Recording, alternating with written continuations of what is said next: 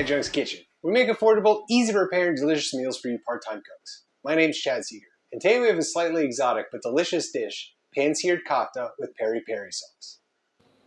The ingredients for this dish are ground meat, extra virgin olive oil, parsley, yogurt, red onion, eggs, breadcrumbs, red pepper sauce, and seasonings. The steps to making this dish are to prep your ingredients, then mix the kofta. Heat and oil the pan and then form and fry the koftas, plate and serve.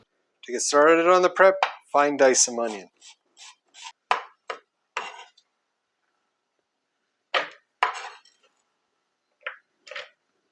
Now for the parsley, you're going to want to cut some of it up pretty fine to put in the meatball.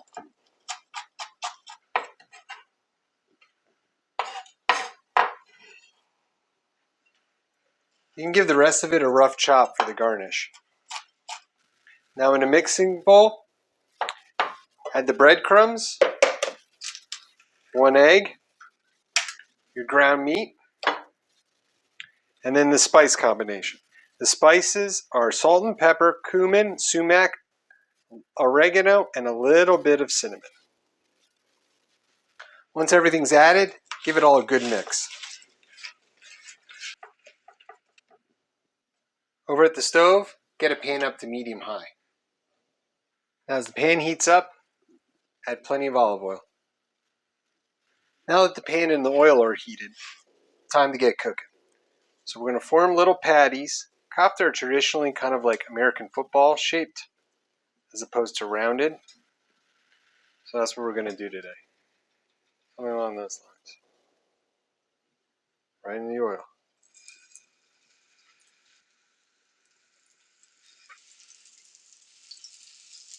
Look how beautiful these guys are as they cook.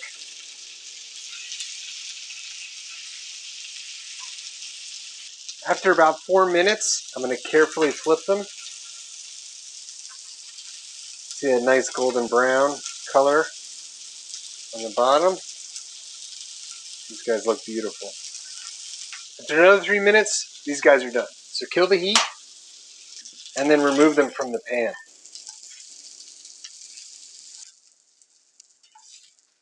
Now all that's left is the plating. So spoon some yogurt right onto the plate.